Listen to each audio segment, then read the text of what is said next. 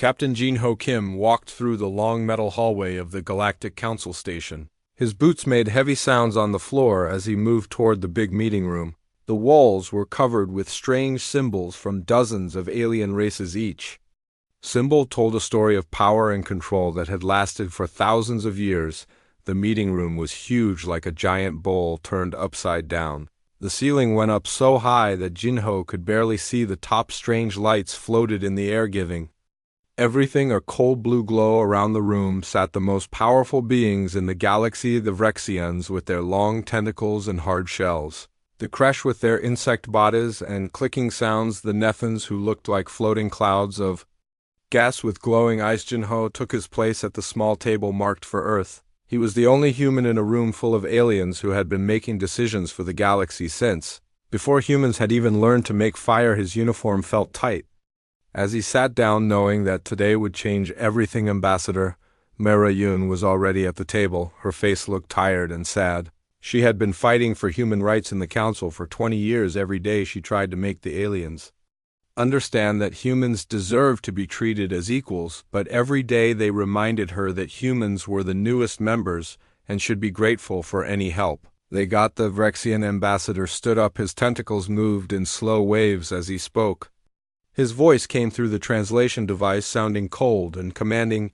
He talked about how Earth needed to give up more of its mining colonies. The aliens needed the resources and humans should be happy to provide them. After all, the council had given humanity the gift of space travel and protection from dangerous enemies. Jinho felt anger growing in his chest.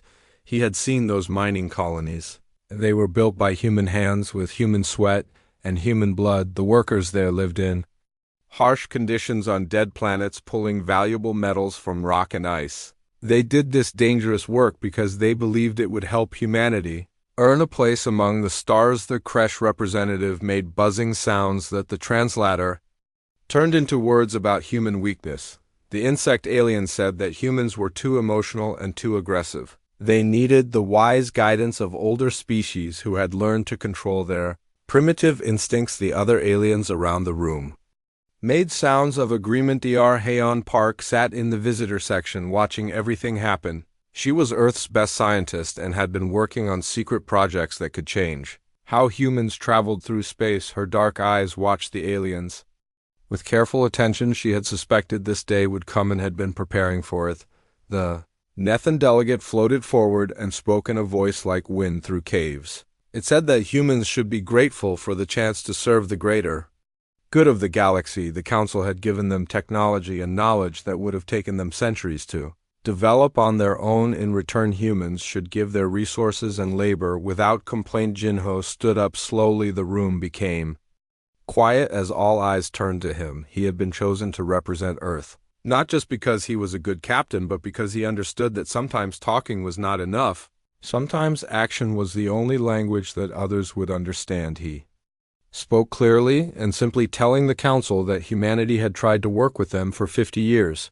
They had followed every rule and met every demand. They had given their best people to work in dangerous places and their best minds to solve problems that other species could not handle. But no matter what humans did, they were always treated as servants instead of partners. The Vrexian ambassador waved his tentacles in dismissal. He said that humans were being dramatic and ungrateful. They were young and did not understand how the galaxy worked. The council knew what was best for everyone, and humans should trust their wisdom. Mera Yun tried to speak, but the council leader cut her off with a gesture. The voting began, and one by one, each alien species voted against giving humans equal rights in the council. They voted to take more human colonies and to put more restrictions on human activities. The vote was unanimous, just like it had been for 50 years. Jinho watched the voting with growing determination. He had hoped that maybe one species would stand up for humanity, but it was clear that they all saw humans as useful tools instead of equals.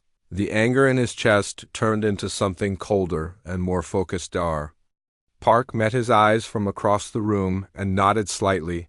She had been working on something that could change everything, but it would mean taking a huge risk that could either save humanity or destroy them completely. After the meeting ended, Jinho walked back to his ship. Through the crowded station, he passed aliens from dozens of species, all going about their business. The galaxy was huge and full of wonders, but humans were not allowed to explore it freely. They could only go where the Council said they could go, and do what the Council said they could do. That night, Jinho sat in his quarters writing a message to Earth. He thought about all the human colonies scattered across the galaxy, all the miners and farmers and scientists working hard to build a better future for humanity. They deserved better than being treated as second-class citizens in their own galaxy. He wrote about the Council's latest demands and how they had dismissed every human request for fair treatment. He wrote about how the aliens saw humans as nothing more than useful animals that could be controlled and exploited. He wrote about how it was time for humanity to stop asking for permission and start taking action. The message was encrypted and sent through secure channels to Earth, where it would reach the highest levels of government. The 3 words at the end of the message were simple, but they would change the course of human history forever. Dr. Park was already working when the message arrived.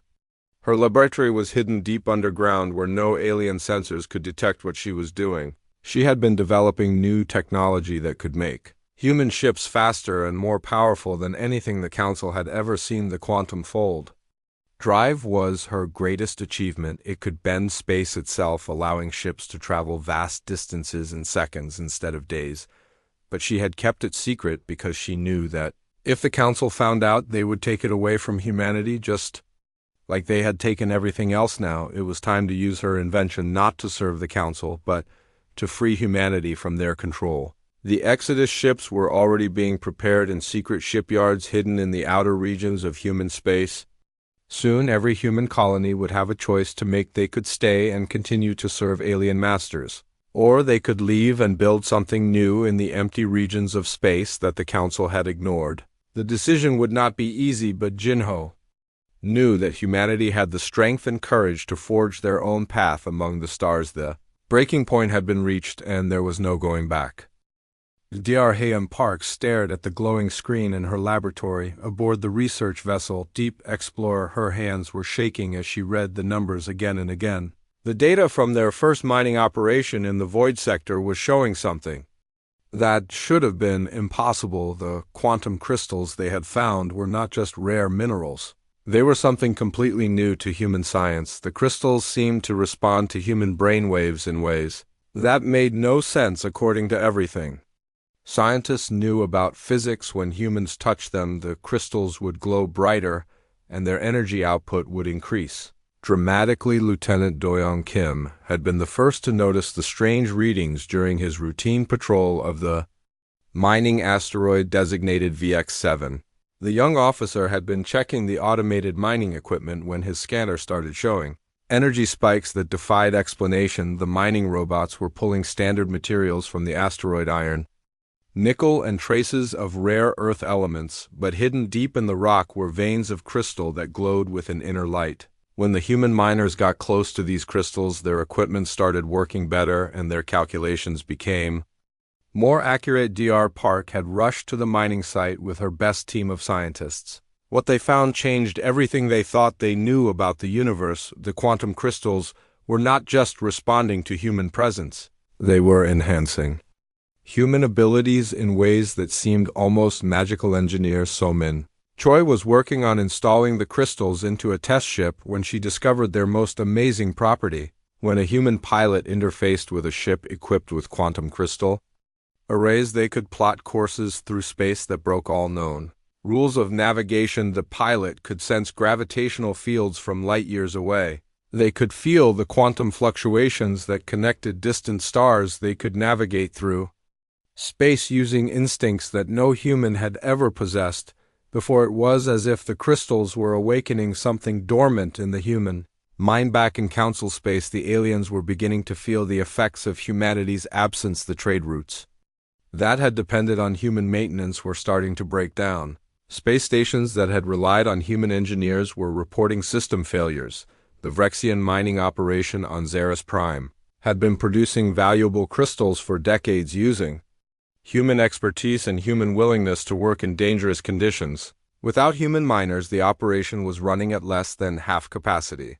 The Vrexians tried to use automated systems, but the equipment kept malfunctioning. The Kresh Hive worlds or having even worse problems, their atmospheric processors had been designed by human engineers, who understood how to work with the complex chemistry of alien air. Human technicians had maintained these systems for years, keeping billions of Kresh alive. Now the atmospheric processors were failing, and the Kresh did not have the knowledge to fix them. The insect aliens had always looked down on human technology as primitive and crude, but they were learning that primitive technology that worked was better than advanced technology that nobody understood. Captain Jinho Kim received reports from across human space about similar discoveries. Every asteroid field that the Council had ignored was yielding incredible treasures. Every dead system that aliens had written off was revealing new possibilities for human settlement. The quantum crystals were just the beginning. Human scientists were finding new forms of energy, new types of matter, and new ways to bend the laws of physics. To their will, the Council had kept humanity confined to a small corner of the galaxy, but that corner had been hiding the greatest scientific discoveries in galactic history. On the research station New Horizon, Dr. Seahan Cho was studying the quantum crystals under controlled conditions. The crystals seemed to be alive in some way, responding to human emotions and thoughts. When a human felt curious, the crystals would reveal new properties. When a human felt determined, the crystals would become more powerful. The breakthrough came when Dr. Cho realized that the crystals were not just tools, they were partners. The quantum crystals had been waiting in the void for millions of years for someone who could understand their true nature. That someone was humanity. Meanwhile, the Galactic Council was calling emergency meetings to discuss the human situation. The Nethan delegates floated through the council chambers, spreading panic with their gaseous forms glowing red with anger. They had lost their most productive agricultural worlds. When the humans left, the human farmers had not just taken their equipment, they had taken their knowledge of how to make alien soil fertile. The Nethans had depended on human agricultural science for decades, and now their food production was collapsing. The Council sent diplomatic messages to the human fleet demanding their return. They offered better working conditions, higher pay, and promises of equal representation, but the messages were sent through the old hyperspace network, and the humans were no longer using that system. Admiral Youngjai Nam laughed as he read the alien messages. The Council was offering humans everything they had asked for during 50 years of negotiations, but it was too late. Humanity had moved beyond needing the Council's permission for anything. The quantum crystals had given humans the ability to travel faster than any Council ship, to see farther than any Council sensor, and to think clearer than any Council computer. The aliens had treated humans as inferior beings, but now humans were becoming something greater than any species in the galaxy. Dr. Park made another discovery that changed everything. The quantum crystals were not just found in the void sector, they existed throughout the galaxy in regions that the Council had declared off limits or too dangerous to explore. The aliens had been sitting on the greatest treasure in the universe without knowing it. The crystals only responded to humans and human like brain patterns. No other species could activate them or benefit from their power. It was as if the universe itself had been waiting for humanity to reach the stars and claim their birthright. Lieutenant Doyoung Kim was piloting a crystal-enhanced ship when he made contact with something unexpected, a signal from deep space in a region that all the star charts marked as empty. The signal was weak, but it was definitely artificial. Someone or something was out there. The signal led to a discovery that would change the balance of power in the galaxy forever. In the deepest regions of space where no Council ship had ever traveled, there were others who had been waiting for humanity to find them. As the human fleet continued to explore their new territory, they found evidence of an ancient civilization that had once spanned the galaxy. The ruins were old beyond imagination, but they contained technology that made even the quantum crystals look primitive. The most amazing discovery was that this ancient civilization had been human, or at least very similar to humans. The genetic markers were clear. Humanity was not a young species that had just learned to travel among the stars. They were the descendants of an ancient galactic empire that had been forgotten by history. The Council had always told humans that they were newcomers to the galaxy, primitive beings who should be grateful for alien guidance. But the truth was the opposite. Humanity was coming home to worlds that Their ancestors had built millions of years ago. The quantum crystals were not alien technology, they were human technology left behind by an ancient human civilization that had transcended normal space and time. The crystals had been waiting in the void for their creators to return to our park. Realized that the exodus from council space was not just an escape. It was a homecoming. Humanity was not leaving the galaxy, they were reclaiming it. The council had been squatting on human worlds using human technology and suppressing human potential for thousands of years. The discovery changed everything about how humans saw themselves and their place in the universe. They were not junior partners in an alien civilization, they were the rightful inheritors of a galactic empire that had been stolen from them. As news of the discovery spread through the human fleet, the mood changed from uncertainty to determination. They had not just found a new home, they had found their true identity. The galaxy belonged to humanity, and it was time to take it back. The Kresh Hive Queen sat in her throne chamber deep beneath the surface of her home world, reading reports that made her mandibles click with rage. The numbers were devastating. Without human maintenance, Crew 17 of her most important star systems were failing. The atmospheric processors that kept billions of Kresh alive were breaking down one by one. Her military advisors buzzed around her in tight formations, their insect bodies tense with fear. The Queen had always believed that the Kresh were the most advanced species in the galaxy, but now she was learning how much they had depended on human knowledge and human willingness to work in dangerous conditions. The mining operations that fed the Kresh industrial machine were operating at 30% efficiency. The human miners had made it look easy to extract valuable materials from hostile environments, but the automated systems that replaced them kept breaking down. The Kresh had the numbers to swarm any enemy, but they lacked the technical knowledge to maintain their own civilization. Ambassador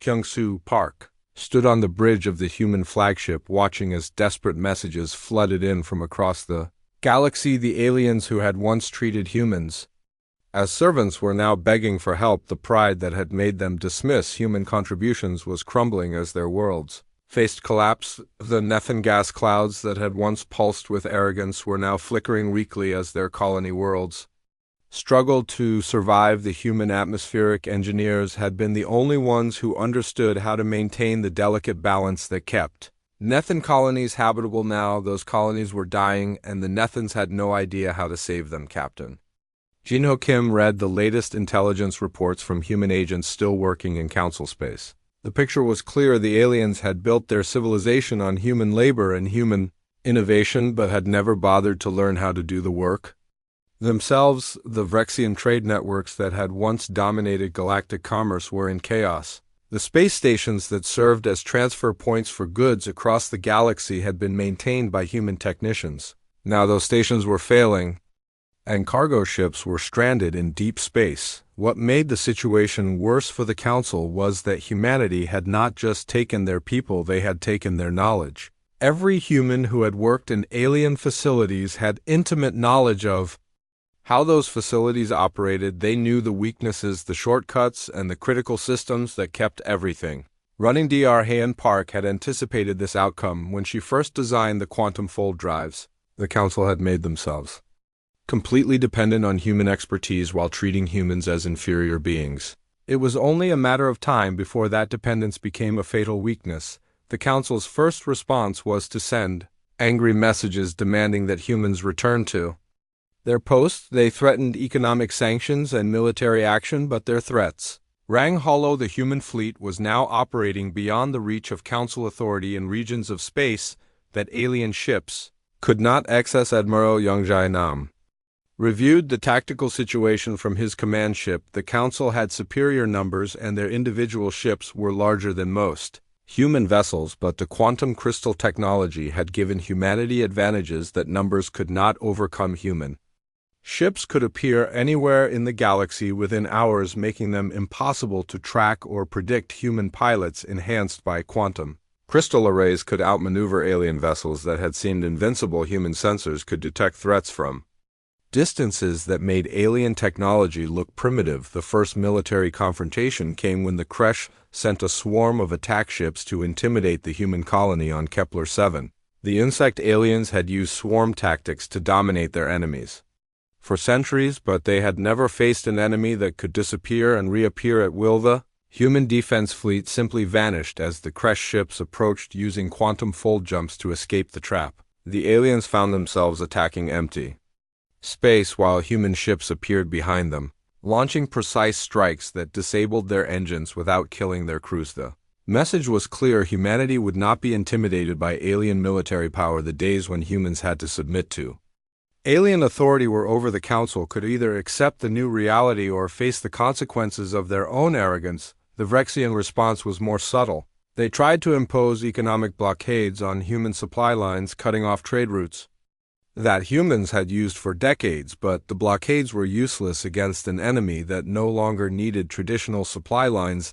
The quantum fold drives allowed human ships to bypass any blockade by traveling through dimensions that alien science could not access. Human colonies were more connected to each other than they had ever been, while the council worlds were becoming increasingly isolated. Engineer Soman Choi had spent months building quantum fold relay stations that created a network spanning the human territories. The network allowed instant communication and rapid transport between human settlements, making them more unified than the council had ever been. The turning point came when human reconnaissance ships detected massive military buildup in several council systems. The aliens were preparing for a coordinated attack designed to crush human resistance and force them back into servitude. Admiral Youngjai Nam had been expecting this response and had prepared countermeasures that would turn the council's own strategies against them. The human fleet might be smaller, but they had advantages that the aliens could not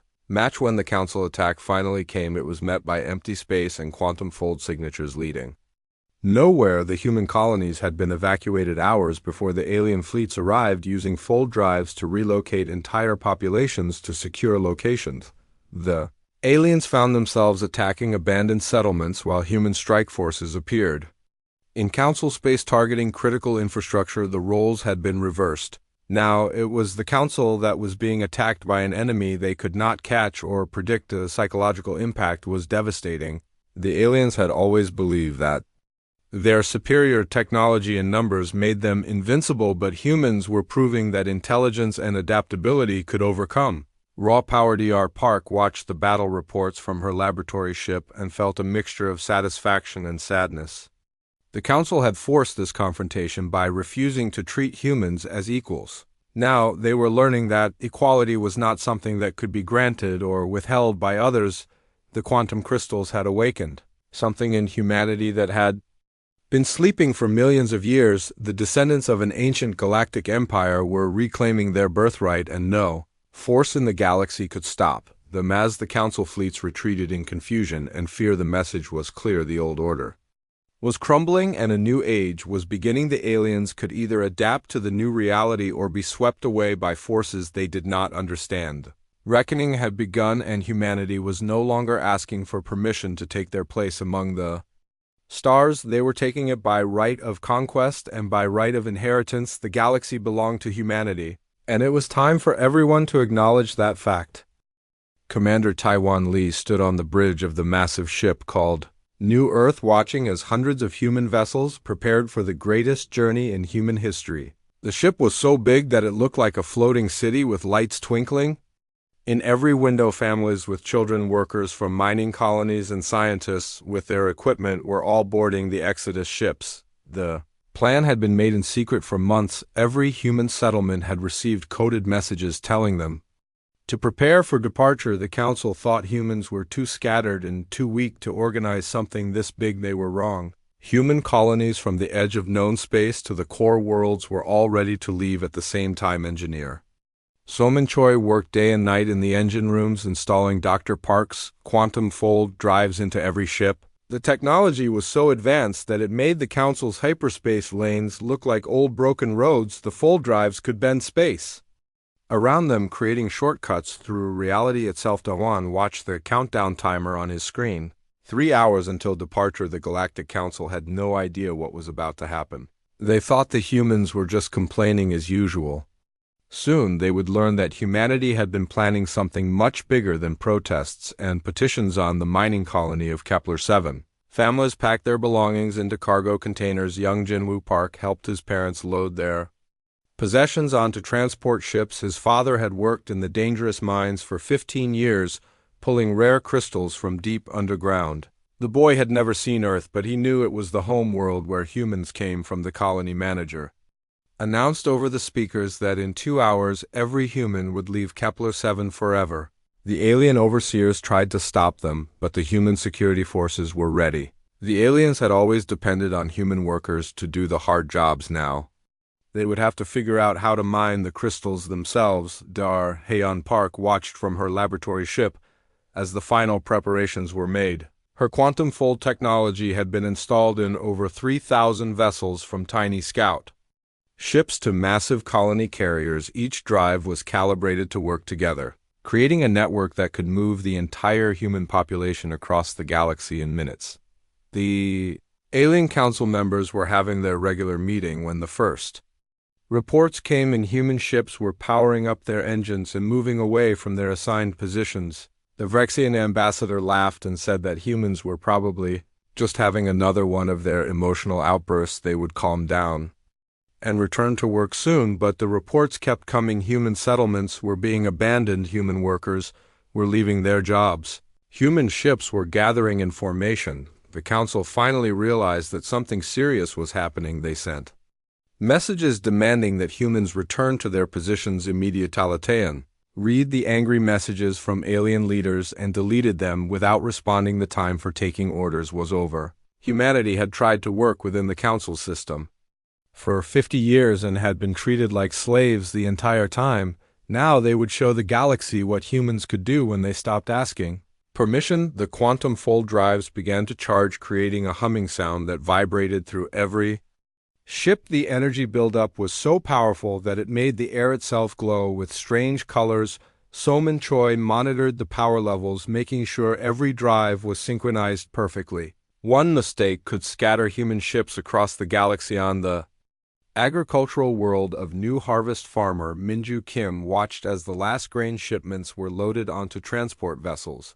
The planet had fed dozens of alien colonies for 20 years. Human farmers had worked in harsh conditions to grow food that they were barely allowed to eat themselves. The Alien Food Distribution Center tried to stop the humans from taking their own harvest, but the human militia had surrounded the facility. The aliens inside could only watch as humans took back the food they had grown with their own hands. The council had always taken human labor for granted, but now they would learn what it meant to be truly hungry. Admiral Youngjai Nam coordinated the military aspects of the exodus from his command ship. Every human warship had been quietly positioned to protect the civilian vessels during their escape. The council had never allowed humans to build a real military force, but they had underestimated human ingenuity.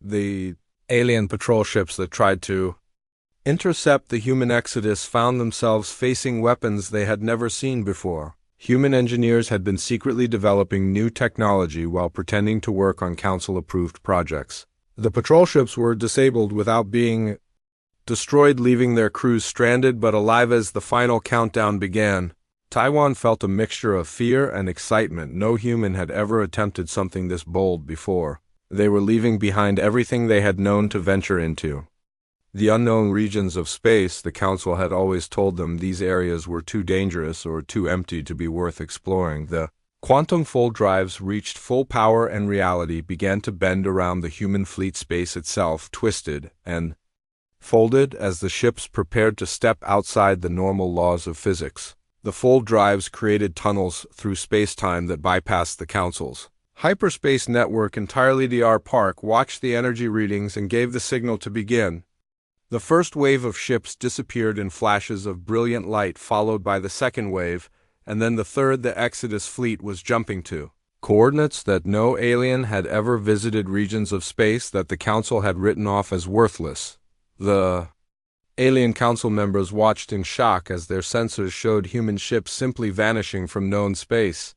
The quantum fold technology was beyond anything they had ever seen or imagined. The humans were not just leaving, they were demonstrating that they had surpassed council science by centuries. On the research station, Gamma 5 scientist Dr. Seahan Cho finished downloading the last of the human research data into portable storage devices. The station had been studying alien technology for decades, but the most important discoveries had been human innovations that were never shared with the Council. The alien researchers who worked alongside humans tried to convince them to stay. They offered better working conditions and promises of equal treatment, but the humans had heard such promises before and knew they were empty words. The time for compromise had passed as the last human ships prepared to jump. Alien military vessels finally arrived to try to stop the exodus, but they found only empty space and the lingering energy signatures of quantum fold drives. The human fleet had vanished into regions of space that alien maps marked as void. Commander Taewon Lee looked at the star charts showing their destination. The Council had always forbidden humans from exploring the outer rim, claiming it was too dangerous and held nothing of value. But human long-range sensors had detected things that the aliens had missed. Quantum fold drives had taken them to a region called the Void Sector, where ancient stars burned dim and asteroid fields drifted through empty space. The Council had dismissed this area as lifeless and worthless, but Dr. Park's initial scans were showing something very different. The asteroids contained minerals that were incredibly rare in Council space. The dim stars were actually perfect for certain types of energy collection. The empty space was filled with quantum anomalies that could be harvested for power. The Council had ignored a treasure trove of resources. As the human fleet settled into their new home, Taiwan realized that the exodus was not just an escape. It was the beginning of something completely new. Humanity had left the Council not as refugees but as pioneers ready to build their own civilization among the stars. The aliens back in Council space were beginning to understand what they had lost. The mining operations were failing without human expertise. The dangerous jobs that only humans had been willing to do were now impossible. The Council had depended on human innovation and labor more than they had ever admitted. The exodus was complete and humanity was free. For the first time in 50 years, the galaxy would never be the same. The day the Galactic Council formally requested humanity's return was the day everyone realized that the galaxy had fundamentally changed. Ambassador Kyung-Soo Park stood in the same crystalline chambers where humans had once been dismissed and humiliated, but now the atmosphere was completely different. The alien delegates who had once looked down on humanity with contempt were now speaking in careful, respectful tones. The Vrexian ambassador, who had demanded human mining colonies, was now offering to return them with full compensation. The Kresh Queen, who had called humans primitive, was now praising human innovation and wisdom. The great chamber that had once echoed with alien arrogance was now filled with desperate pleading. The Council members had finally understood that their civilization had been built on human labor and human knowledge. Without humans, their worlds were dying, and their technology was failing. Ambassador Park listened to the offers with calm patience. The aliens were promising everything that humans had asked for during 50 years of negotiations: equal representation in the Council, shared control of resources, fair treatment for human workers, and recognition of human achievements. But the promises came too late. The galaxy had already moved beyond the point where the Council could offer anything that humanity wanted. The quantum crystal network had given humans capabilities that made Council membership irrelevant. Admiral Young Jae-nam watched the proceedings from his flagship with a mixture of satisfaction and pity. The same aliens who had once threatened humans with military action were now begging for mercy. Their fleets were stranded in space without human technicians to maintain them. The Admiral's response was swift and decisive. Humanity would not be returning to the Galactic Council, but they were willing to establish trade relationships with individual species on equal terms. The old hierarchy was broken, and there would be no going back to the days of alien domination. The Council's final desperate act was to threaten the human settlements with destruction, claiming that the quantum crystal technology posed a threat to galactic stability, but the threat was meaningless. The enhanced humans could detect Council ships from light years away, and the quantum fold drives could evacuate entire colonies in minutes. Dr.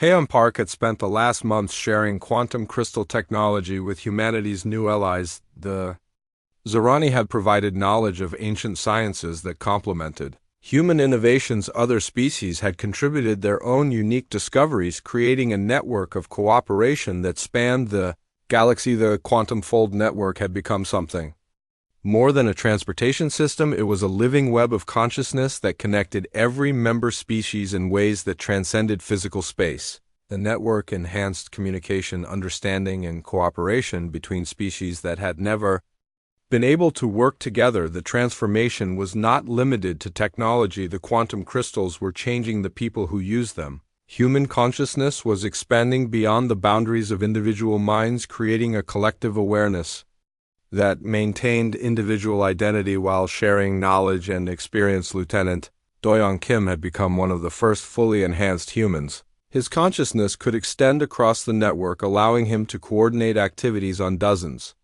of worlds simultaneously. He was still himself, but he was also part of something larger and more powerful. The enhanced humans became the guardians of the new galactic order, not as rulers, but as facilitators. They helped resolve conflicts between species, mediated disputes, and protected the network from those who would destroy it.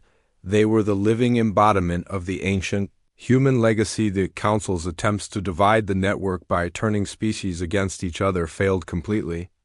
The quantum crystal connections made deception and manipulation impossible. Trust and cooperation were not ideals, they were practical necessities for survival in the new galaxy. The final irony was that the Council's attempt to keep humanity in a subordinate position had actually unleashed their full potential. Captain Jin-Ho Kim's decision to lead humanity out of Council space had created a ripple effect that transformed the entire galaxy. The old powers were faced with a choice. They could adapt to the new reality or be left behind. The Rexians, who embraced cooperation, found their trade networks rebuilt and strengthened.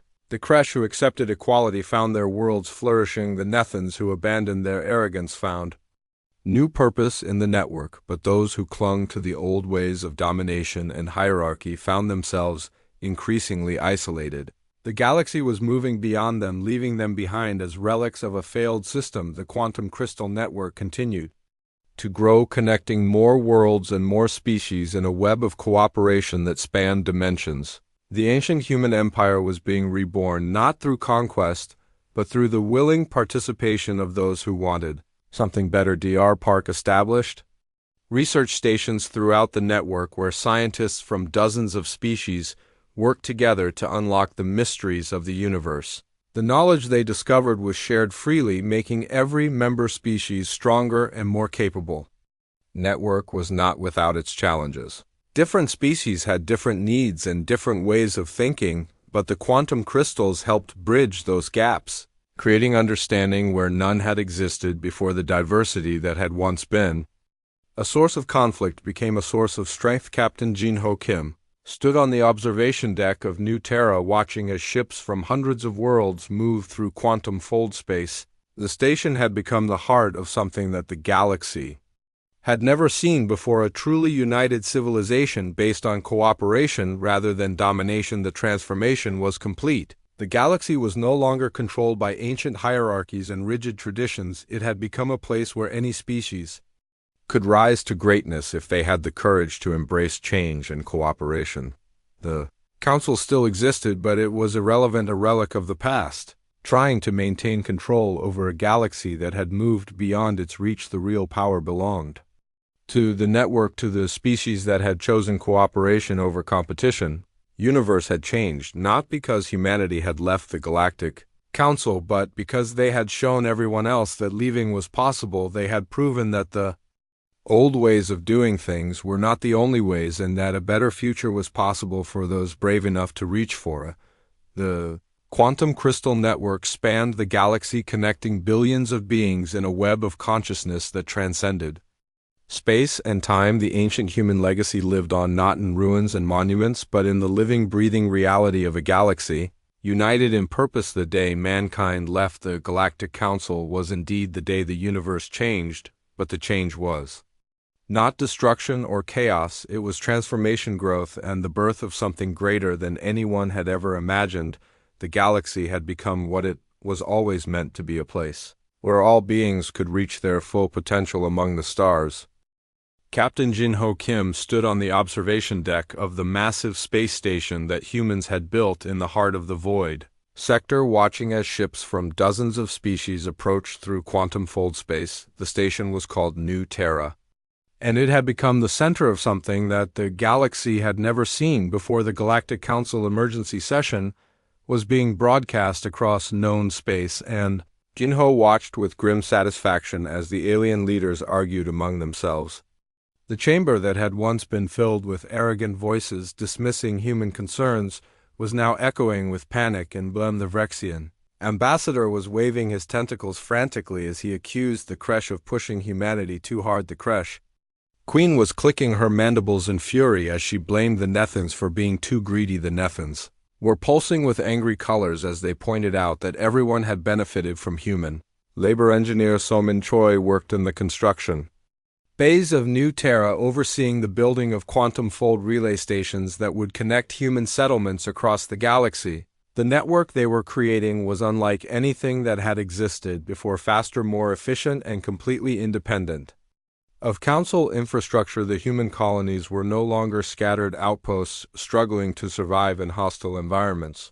They were becoming part of a unified civilization that stretched across the galaxy, connected by technology that made distance meaningless. Families separated by light years could now communicate instantly and travel to visit each other in hours. Dayar Heian Park had established research facilities throughout human space where scientists were unlocking the secrets of quantum crystal technology. Every day brought new discoveries that pushed the boundaries of what was possible. The crystals were not just tools, they were gateways to understanding the fundamental nature of reality. The breakthrough came when Dr. Park discovered that the quantum crystals could be used to enhance not just human technology but human biology itself. Pilots who interfaced with crystal-enhanced ships found that their reflexes became faster, their thinking became clearer, and their intuition became almost supernatural. Lieutenant Doyoung Kim was one of the first volunteers to undergo the enhancement process.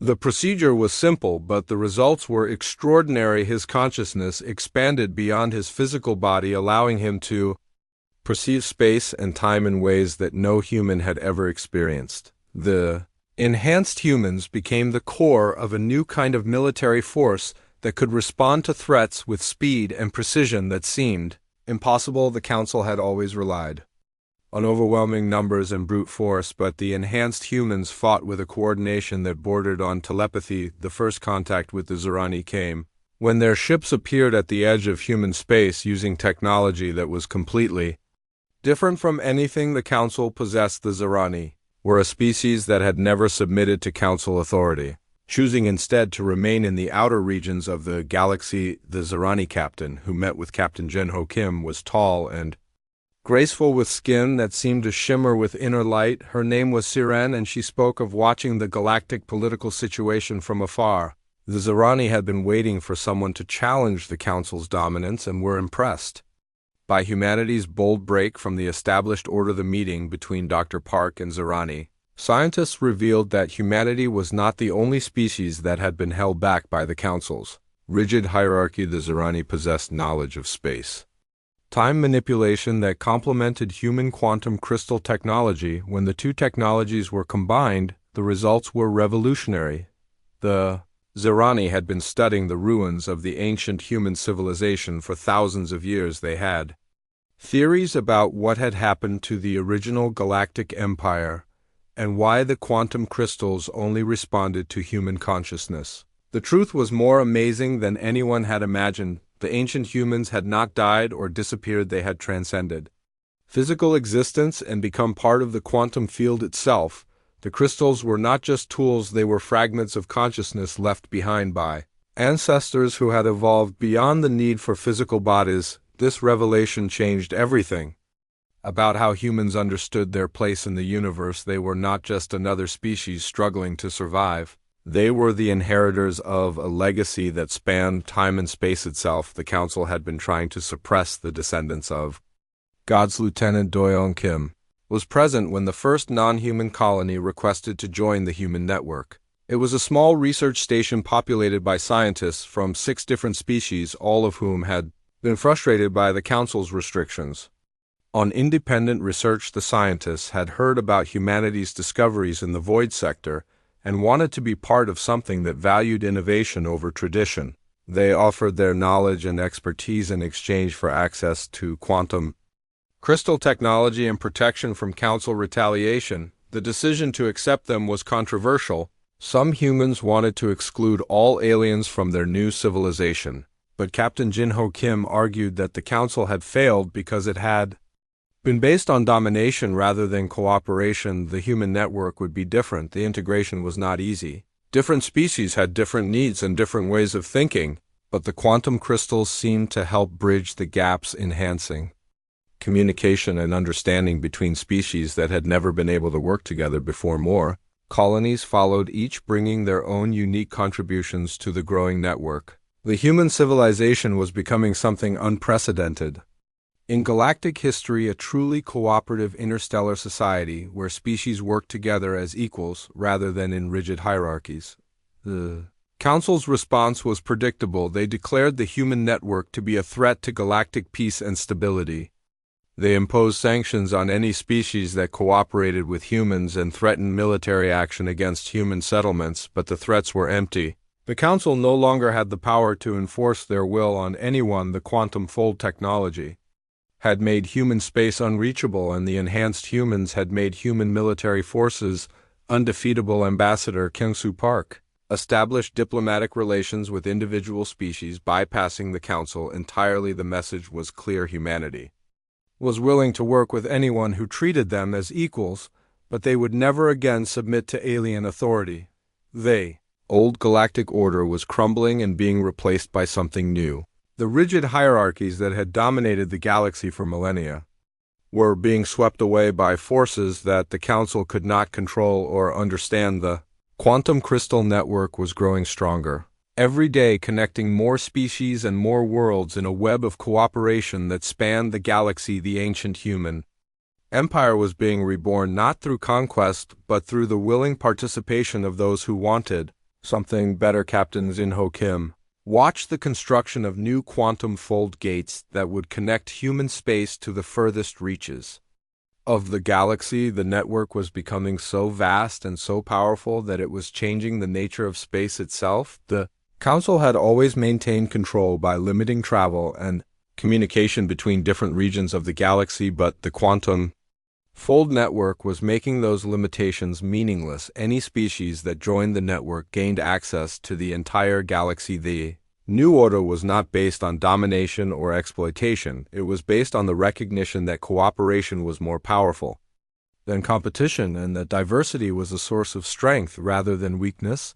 The galaxy was being transformed by forces that the Council had never understood. The ancient human legacy was awakening, and with it a new age of exploration, discovery, and cooperation that would change the universe forever.